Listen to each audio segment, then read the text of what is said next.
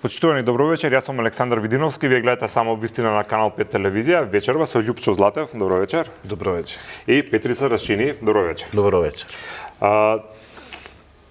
Ајде ќе почнам со тоа што можеби е најглобална или најширока тема што е секако важна за нас, а тоа е како Македонија се позиционира во новата реалност во светот. По доаѓањето на Трамп, го гледаме премиерот дека за само една недела беше во Америка, потоа беше во Турција на средби со Ердоган, па потоа последното во Будимпешта со Орбан. Дали мислите дека ова е тоа што треба да го правиме во надворешен план и новите констелации кои што се во светски рамки? Видете, во светската политика, да го парафразирам Ајнштејн, кој што рекол дека моќните или силните држави немаат потреба од дипломатија, туку ја имаат силата. Нели? Малите држави се оние кои што имаат потреба од дипломатија. Секако е добро Северна Македонија да одржува добри дипломатски односи со сите земји.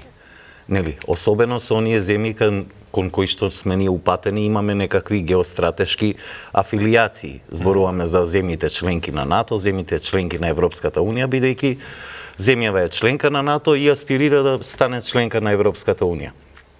Очигледно дека во оваа голема мешаница што се случува во светски рамки, која што е загрижувачка, никој не знае загрижувачка? Загрижувачка затоа што се случува една голема пресвртница во светската политика. Тоа би било загрижувачка ако досега функционираше светот како што треба. Па не функционираше светот како што треба, никогаш не ни функционирал како што треба, но барем одредени механизми во светот давале надеж, особено на оние кои што се помали и понемоќни, дека има некаков систем на вредности, има некаков правен поредок меѓународен кој што функционира. Руската агресија врз Украина е настан кој што направи едно големо изместување од таа рамка. Да не заборавиме, Русија е агресорот. Русија нападна суверена земја. Русија окупираше територии на суверена земја. Не, зашто тогаш пред таа војна трае веќе 3 години, зашто тогаш не рековме дека се измеша работите, туку сега после Трамп велиме дека се измеша работите. Не, се измеша работите уште тогаш. Светот се обиде да и помогне. Зборуваме за демократија, се обиде да и помогне на Украина.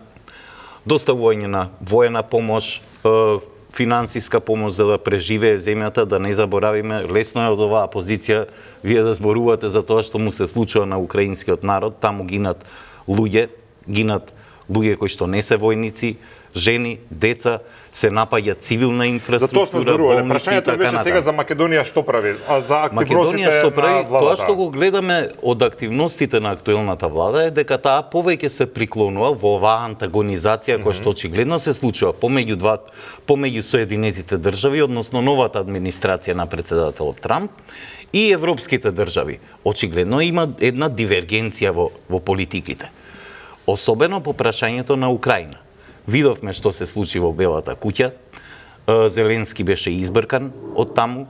Нели, Трамп даде јасна порака дека може да се врати кога ќе биде спремен за мир. Ја не верувам дека има земја во светов која што посакува повеќе мир во Украина од самата Украина. Зеленски беше на некој начин, нели, приморан да ги прифати сите. Обид број 3, дали Македонија на овој момент го прави вистинско тоа што треба да го прави? Мислам дека Македонија го очигледно се приклонува кон тоа што го застапува администрацијата на Трамп, барем според она што го покажува раководството, односно владата, кое што негува блиски односи со луѓе во окружувањето на Трамп. По мене би требало да биде исправно Македонија да најде начин да биде во согласност и со политиките на Европската Унија. Затоа што утре ние сакаме да станеме членки на Европската Унија. Доколку имаме длабоки несогласување со надворешната политика на ЕУ, а како што стојат работите сега, ние не сме на линија на која што се огромниот број на земји членки на ЕУ, со исклучок на, предпоставувам, Унгарија и Словачка. Но поголем дел од земјите членки на Европската Унија имаат цврсти ставови во однос на тоа што се случува во Украина. Сега да кажеш дека повеќе не ја пратиме заедничката, ако има заедничка надворешна политика на Европската Унија? Заедничката евроатлантска политика треба да ја следиме во чекор. До сега беа јасни ставовите на НАТО што се однесува до војната во Украина.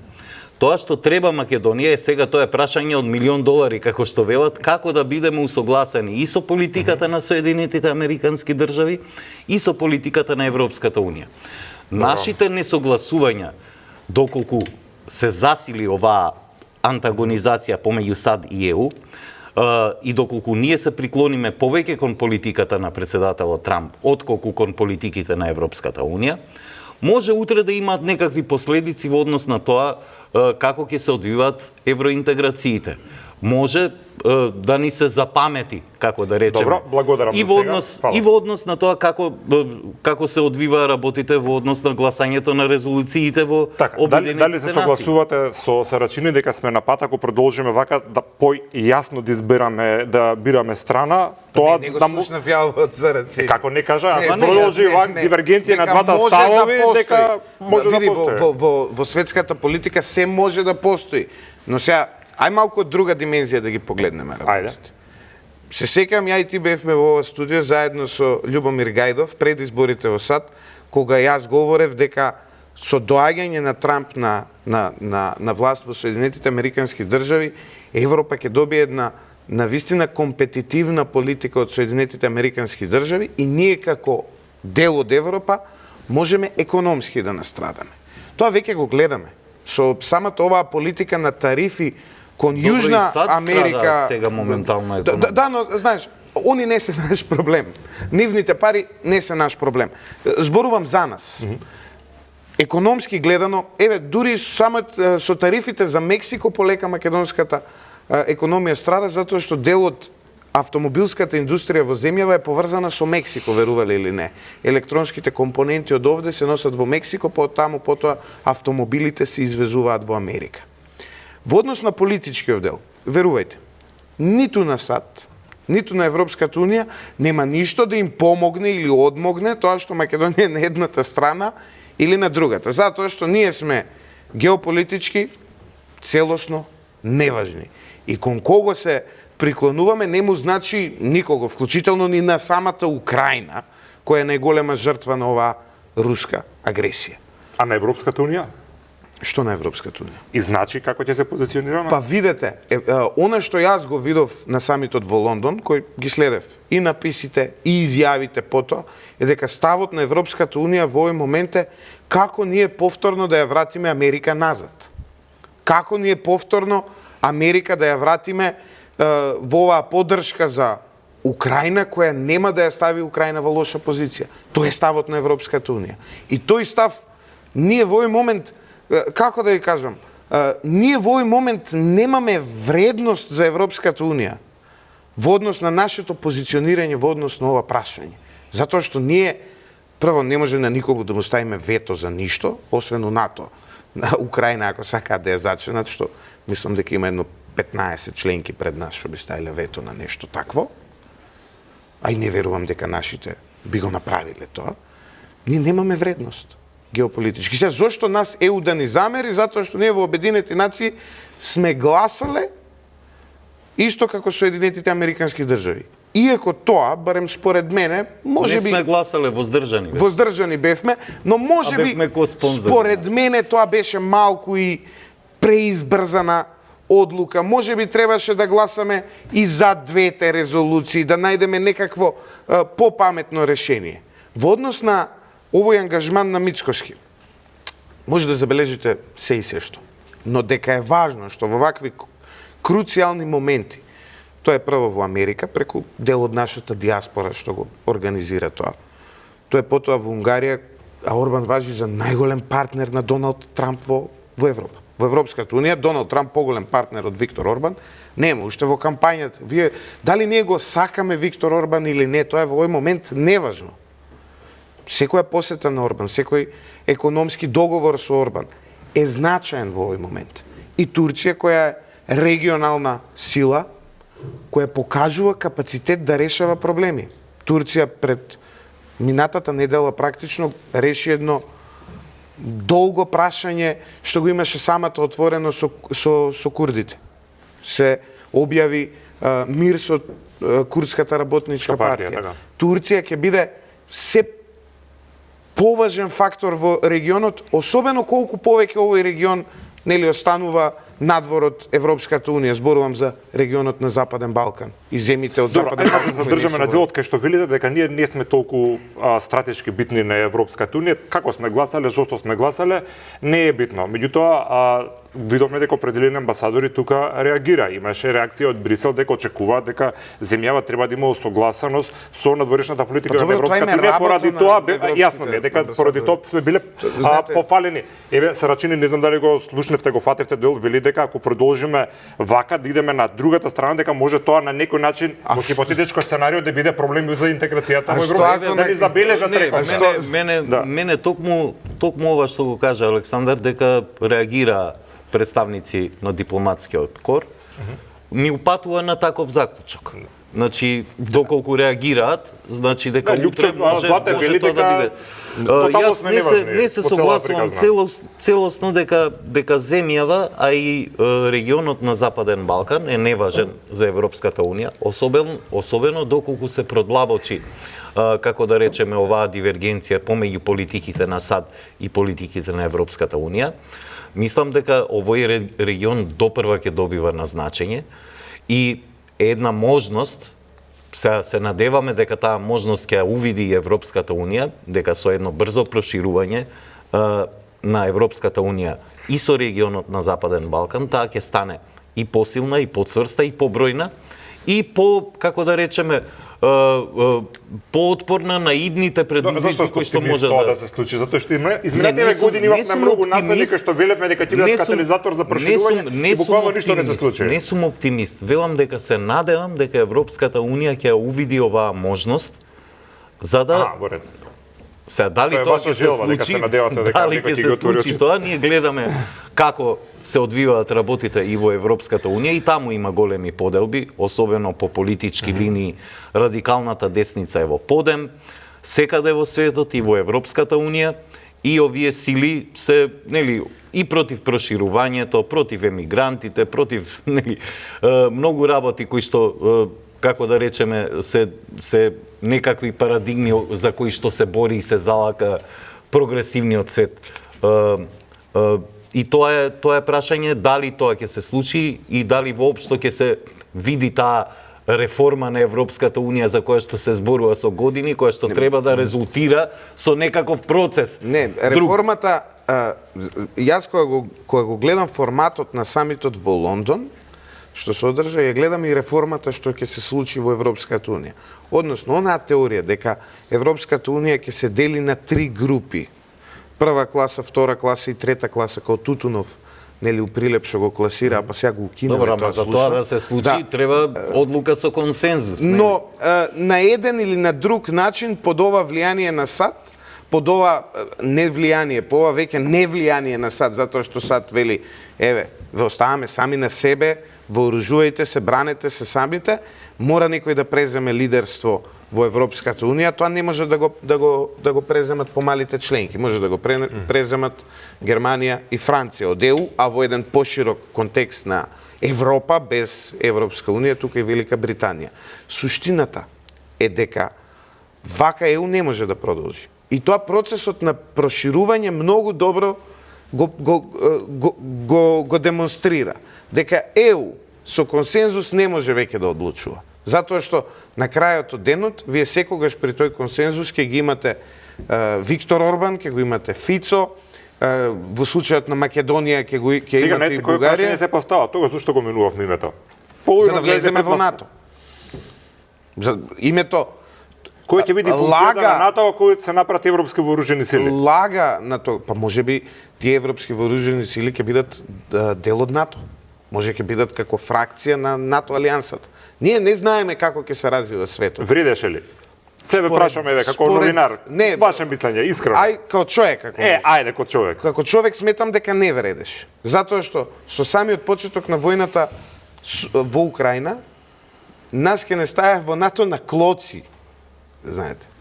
На клоци ќе не стаја во НАТО. И ние ќе бевме членка на НАТО само поради овој, поради ова што се случува. Проблемот со нас е што ние избрзавме и заколивме, како да кажем, ја заколивме кравата за кременадла. Изгубивме многу време и енергија, и време и енергија, и создадовме една општествена поделеност која се уште не може да ја надминеме. Еве сега, пошто со самото тоа што Петрит спомна Северна Македонија во неговото излагање, можам да замислам какви коментари има на оној лайв стрим. Јас зборувам бидејќи во Обединетите нации гласа Северна Македонија. Така, добро, ние сме во студиото, не сме во Њујорк. Јас зборувам за тоа кој гласа. Јас зборувам за тоа кој гласа. Гласа државата. Државата се нарекува Северна Македонија. Ако кажете Македонија, не Северна Македонија, не може да знаеме за која држава зборувате. Ми се допаѓа тоа нам или не, тоа е друго прашање. Прашање е како се нарекува државата и ние треба да излеземе од овој филм на како се нарекува, како се вика. Како да речеме на илузија. Името на државата е тоа. Па добро, името Сега, кога зборуваме за Македонија како земја, можеме да зборуваме Македонија. Кога зборуваме кој гласа во Обединетите нации, гласа државата Северна Македонија. Кога зборуваме чиј премиер е Христијан Мицкоски, премиер на државата Северна Македонија. Кога зборуваме за Преспанскиот договор, треба да подсетиме дека тој беше донесен под, како да речеме, под закрила и на администрацијата на САД, на чие чело тогаш беше председателот Трамп, кој што тогаш го прогласи тој договор за историски. Само такви белосветски пазарджи може таков договор да донесат. И сега, впрочем, истите тие кои што го прогласуваа предавнички тој договор, се најголемите поддржувачи на Трамп, чија администрација придонесе за промена на името и постигнувањето на договорот со Грција, кој што нас не внесе во НАТО алијансата. Истите тие кои што ја возвишува улогата на Путин и Русија и руската агресија врз Украина, сега се најголеми американофили. Јас сакам да излеземе од оваа ситуација на абсурд. Во Обединетите нации покрај како што официјалното име како што е Северна Македонија, гласа и Обединетото кралство на Велика Британија и Северна Ирска. Па не сум сретнал некој во Македонија на телевизија кога зборува за Велика Британија да вели Обединетото кралство на Велика Британија и Северна Зарачини за BBC да даваш изјава ќе се кажеш Северна Ирска. Значи не може да ни замерувате што го користиме терминот Македонија затоа што тоа е единствениот. Јас не замерувам никому. Само тоа е единствениот која држава гласа во Обединетите нации за резолуција. Ве молам тогаш во иднина Обединетото кралство на Велика Британија и Северна Ирска. Затоа што Северна Ирска е важен дел, нели, да се разбереме зошто да ги дискриминираме нив. Во однос на Преспанскиот договор, тоа што Доналд Трамп беше дел од администрацијата, односно ја водеше американската администрација. И го пофали во тој момент и го пофали тој договор, говори дека таков договор со такви трајни штетни последици за македонското општество комплетно може да донесат само белосветски пазарджи, како што тогаш не имавме за премиери, како што тогаш бил патрон во Соединетите Американски држави, но не се. Тука е важно зошто дури пазарджи, знаеш како судбина на милиони луѓе ти одлучуваш во една секунда вака, како што се случи тоа минатата недела во Белата куќа. Но тоа е помалку важно. Жива среќа што Европа нас не го правеше тој договор, пак ќе кажам, во тој момент. Тогаш кој знае колку полошо ќе беше за нас. Добро, мене повторно сакам да прашам, бидејќи не ми е јасно зошто е толку погубен Преспанскиот договор. Затоа што кога тој, значи, ако зборуваме за македонскиот јазик и македонскиот идентитет, со Преспанскиот договор се признаа и македонски јазик и македонски идентитет. Се прави јасна дистинкција на тоа што било во антиката и тоа што е сега. Со Преспанскиот договор македонскиот јазик е признае. Петрит, нели, не зборуваме низ етничка призма, мислам дека и двајцата сме ослободени од тоа, но веројатно ти имаш роднини во Албанија, во Косово, не знам нели какви ти се односите. Што е разликата меѓу нас двајца? А тоа е што моите роднини во Егејска Македонија, според Преспанскиот договор, не се ист народ со мене. Иако низ нас тече, па така, затоа што Македонија се откажа од постоењето, Македонија се откажа од постоењето на етничко малцинство македонско во Грција. Тоа значи дека моите роднини во Воден, во Меглensко, во Костурско, во Солун и така натаму, според договорот кој го подпишала оваа држава, не се ист етникум со мене. Јас не се согласувам. Ама сега тоа, дали ти се согласуваш или не, е неважно. Тоа е подпишано, знаеш. Значи, од кога се подпиша Преспанскиот договор, се одржуваат и манифестации на македонски јазик. Се укина тој центарот што беше го укина, а го забранија на крај. Не, се одржуваат и настани, и манифестации и така натаму. Ора се играле секојаш. И апсолутно, значи далеку е подобра позицијата сега на македонците во Грција отколку што била претходно. Зборуваме со Преспанскиот договор. Врз база на кој истражување, факт и така натаму дека се случува, се одржуваат манифестации, дека македонските здруженија се признаваат таму. Не се признаваат, тоа е проблемот. Па се укина, едно се регистрираше во Костур и го укина. Ништо не е сменето. Се е исто како и претходно, дури и полошо, затоа што оваа држава, која треба да биде матица на тие луѓе, треба да биде, се откажа од нив. Потоа, ние сме единствената држава во свет, што вика, ние се откажуваме, како се вика, овој споменик е дел од хеленската култура и цивилизација и традиција. Имате од хеленско време споменици сегде во Европа, сегде во Европа. Војнот на конј. Да. Еве, ја кога бев... Зошто тие што го изградија војнот на конј, не му ставија име? Значи... Да знаеме кој е тој воин и кој е тој конј. Еве, војнот на конј сега е дел од хеленската традиција. Ја у Единбург има од Александар Македонски исто споменик и не видов дека у Единбург пишува дека тој е дел од хеленската култура и традиција. Односно, не им наложија нели на шкотите да го приименуваат така тој споменик, затоа што тој бил дел и да ни го укинат правото нас... Самиот премиер Мицкоски нели рече дека дека и тој сега можеби во иронија го кажа тоа, ако е Преспанскиот договор ремен дело. Во иронија беше кажан. Да. Не можеби туку беше во иронија кажан. Таа формула да се примени и во односите со Бугарија.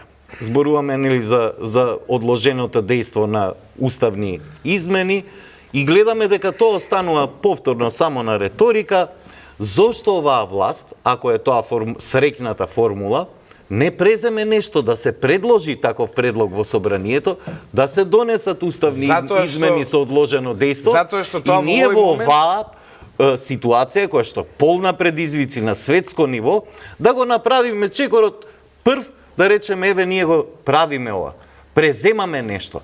Оваа политика надворешна, која што ја води моментално македонската влада, е ни риба, ни девојка. Еве, ја ќе ти кажам. Дипломатска офанзива се спомна тука и во Форшпанот. Дипломатска офанзива во САД. Со кои луѓе од врвот на администрацијата на Трамп се сретна премиерот Мицкоски? Што најважно. Ама што е тоа? Во овој момент најважниот. Второ. Хауард Лутник. Човекот кој ги поставува Турција. Средбата во Турција. Една од клучните изјави таму на председателот Ердоган беше дека Македонија и Турција имаат заеднички став околу прашањето како да се реши војната во Газа, дека треба да има две држави. Како тој став одзвонува во ушите на Израел и на Соединетите Американски држави. Ние, како што слушнавме, Трамп има некакви други визии за тоа како треба да изгледа. Хотели сака да гради, но... Да, а што ќе прави со палестинците? Ама еве сега, од една страна прво забележуваш, извини, прво забележуваш која не сме алајнс со Европа, прво забележуваш која не сме алајнс со Европа, а сега забележуваш која сме алајнс со Европа. Пошто two state solution, две држави е став на цела Европа, не е само на Турција. Затоа кажа, тоа е став на целиот демократски свет, Љупчо. Two state solution. Да, тоа е став кој што е донесен во меѓународни преговори. Во меѓународни преговори, каде што учествува под зошто е скандалозен тој став? Не, збориме кој вели дека е скандалозен. Ја ти велам, само се прашувам како звучи во ушите на Израел и на Америка моменталната администрација која што има друга визија за Газа. Добро, но сега да се Прашувам. вратиме. Не со велам кој дека е важен, скандалозен со кој тој. важен едно се по едно, сретнал? нормално, Еве се. веднаш ќе ти одговорам. Еден од најважните луѓе со кои се сретна и човекот претходно беше у Македонија, а потоа Мицкоски која беше во Соединетите Американски држави, сега не сакам да сум адвокат на Мицкоски, не ми одговара таа позиција, особено што оваа администрација во сад вака се крстам која ја гледам, но Хауард Лутник, човекот кој ги воведува царините. Сега цела Канада и цело Мексико, а утре и цела Европска унија ќе го псуат Хауард Лутник. Царините за кои што велиш дека Да. штетат и на нашата економија. Да, но што ќе се случи доколку утре Соединетите Американски држави воведат тарифи за Европската унија, царини, условно, нели преводот, ние тарифи го користиме, кој е царини на македонски, а не воведат царини за Македонија. Тогаш ќе имаш ти овде Ајде наплив да го на видиме европски тоа чудо. компании, па може би тоа сака да го избоксува Мицкоски. И он отворено го кажа тоа. Утре ќе имаме наплив на европски компании што помножено со 3 ќе го направат бруто домашниот производ во период од 2 до 5 години. Ова е пак утопично размислување и веројатно нема да се случи. Многу утопии се случуваат нам, Златев. Еве, јас сакам да се случува прашам глобална дистопија. во однос на Унгарија. Слушнавме изјавите дека Унгарија смета дека на Македонија и се врши неправда, дека треба, нели, да се смени ставот на Европската унија по однос на прашањето како Македонија да ги продолжи преговорите. Не согласувате со тоа? Не, Дека така? само апсолутно сега Александар, јас моите ставови сум ги кажал и во оваа емисија. За тоа се тука, за тоа ве покани, за вашите ставови. Земјава голтала многу неправди за да го продолжи својот евроатлантски пат. Так. Компромисите биле болни, биле направени.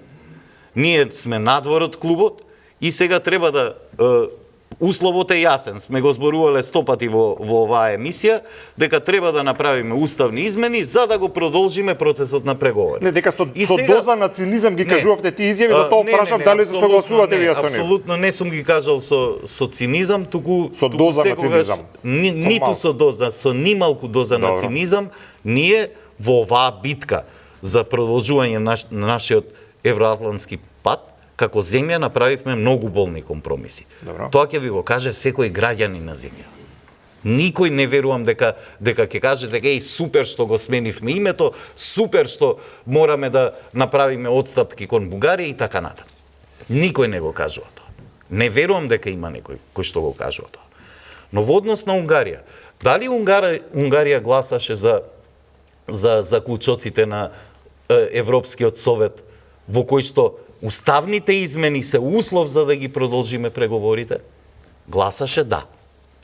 Дали Унгарија има официјален став во рамки на Европската унија, кога и да се одлучувало за ова прашање, кај што рекла не, ние мислиме дека Македонија треба да...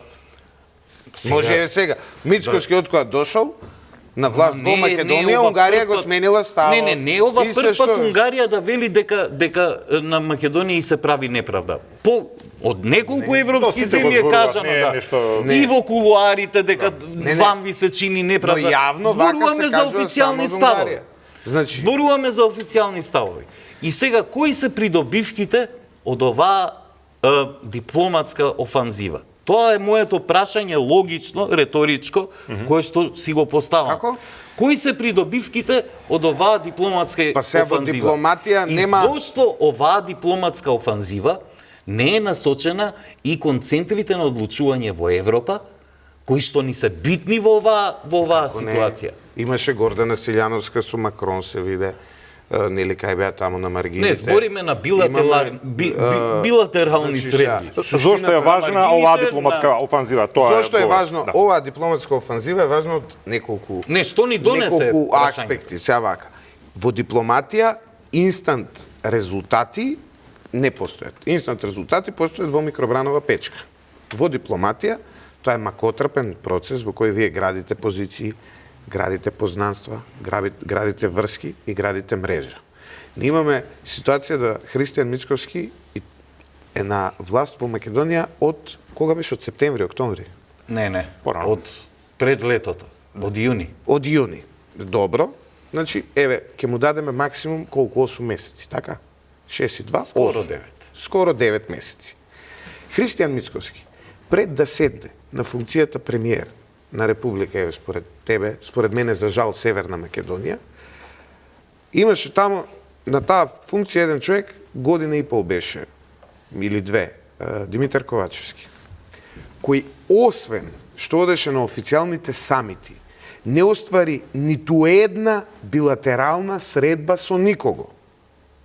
И сега не може вие да очекувате дека некој последните 2 години од владењето на СДСМ ние немавме буквално со никој светски лидер билатерална средба. И не може, дури ни со премиерот на Унгарија, дури ни со председателот на Турција. И не може да очекувате едно замрзнување од 2 години во кое што 2 години само ги лажа европските представници дека ќе овозможат двотретинско мнозинство за промена на уставот. Тоа беше 2 години само лажеа, ништо друго не правеа и не направија ниту еден чекор дипломатски. Не може вие да очекувате дека сега Христијан Мицкоски ќе дојде и инстант ќе ги реши проблемите. Извинете, Христијан Мицкоски не е Трамп и ова не е Америка за се што ќе направи цел свет да се тресе. Значи, така што ова е важно, затоа што ова е почетокот. Прашањето е не што не направи претходната влада, што прави оваа влада? Па еве се обидува да прави нешто. Што може да прави? Да дадам уште еден Што може повеќе да направи? Некои ова го гледат, оваа дипломатска офанзива, како и да наречеме, офанзива лош збор, еве да речеме активно засилена, го гледат како соевиден субститут на неотварањето на преговорите со Европската унија. А тоа е поголемо економско и стратешко поврзување со Унгарија, Турција и со Америка. Добро. Има проблем доколку ние економски Нема проблем. се поврзаме Дали може со и така да се гледа Турција, со Унгарија. Па сега Не, може да се гледа. Сите што можеме треба да се поврзаме. Нашите европски интеграции не се замрзнати само поради бугарите во уставот и таа приказна. Затоа што ние ќе ја видиме Црна Гора, ќе ја видиме Србија, кои ќе ја видиме Албанија и ќе видиме дека они не се нешто многу брзо да отвараат поглавја, да затвараат, да решаваат проблеми. Зависи како кој. Не се сега. Дури и Албанија која Еве Црна Гора ја фалат дека Абе оние фалат, ама Црна Гора нема ни пола перформансот што го имаа своевремено Бугарија и Романија, колку брзо ги решаваа нели проблемите. Така што во овој момент главната причина зошто ние не сме на преговарачката маса во ЕУ и не брзаме кон членство на ЕУ е многу поширока од бугарите во уставот. Затоа што, пак ќе кажам, ЕУ прво не знае што да прави сама со себе. И овој ние оваа дали знаеме што да правиме сами на со Доналд себе. Трамп го потврдува тоа. Затоа што, пази, Доналд Трамп вика, еве ви оставам вас, веќе не сметајте на мене, од денес дури разузнавачката помош на Украина ја укине, што е ужасно. Ова ќе придонесе за нови жртви и цивили и војници на тој фронт, но он ги остави сам за себе. И единственото нешто во кое што тие се договорија беше дека ние сега треба да се обединиме да ја вратиме назад Америка. Како очекувате вие од таква Европска Унија со таква неодлучност нас да ни интегрира брзо и квалитетно? Во овој момент тоа е невозможно. Во овој момент невозможно е Србија. Добро, Србија сега има длабоки политички проблеми, не е пример. Не може дури ни Албанија и Црна Гора на брза интеграција да се надеваат, камоли ние. Ние во овој момент треба да се посветиме во изградба на една реална економија, која ќе ни донесе во овие геополитички и економски турбуленции кои следуваат, ќе ни донесе една поубава позиција, која ќе отвори повеќе работни места, која ќе го зголеми животниот стандард на граѓаните на државата. Гледаме што се случува. Ќе го зголеми квалитетот Да, на ќе живот. биде и тоа исто така долг процес, го спомнавме одлуките на Трамп, една од меѓу првите работи кои што ги направи е стопирањето на американската помош, меѓу кои са USAID.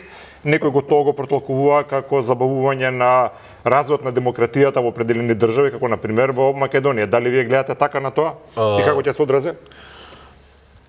Тоа што јас го гледам, особено во јавните комуникации, бидејќи Институтот за медиуми и аналитика, каде што работам јас, се бави со следење на јавните комуникации, гледаме една огромна доза на пропаганда и оцрнување на оние организации кои што работеа со фондови на USAID и работеа на различни програми, борба против корупцијата, слобода на медиумите и така натаму. Добро, зошто се прави тоа? Затоа што очигледно продолжува таа хајка и намера нечија да ги оцрни и медиумите и граѓанските организации кои што добиваа фондови од USAID и да ги представи како странски платеници, предавници и така натаму. И сега тие луѓе, тие структури, тие политички опции ликуваат зашто била прекината помошта на USAID и дека со тоа, еве се им доакавме на соросоидите, на предавниците, на платениците. Да не заборавиме, најголемиот дел од помошта на USAID не беше насочена ниту кон тие невладини организации, ниту кон медиумите. Најмногу пари на USAID во земјава одеа на градење болници, школи, градинки, помош за администрацијата, реформи во судството и така натаму. Најголем дел од парите одеа кон државата, а не кон невладиниот сектор. Тоа го заборав. Претпоставам, никој не се буни, се бунат за невладините. И тука се реакцијата. Кој се буни? Кој се буни? Па на социјалните мрежи, луѓе кои што се аналитичари, новинари и така натаму. Кој се буни? Еве, мене ми е жал затоа што сега од кога Значи, сега се радуваат, го прекина финансирањето, сега во Македонија најверојатно нема да имаме гей прайд.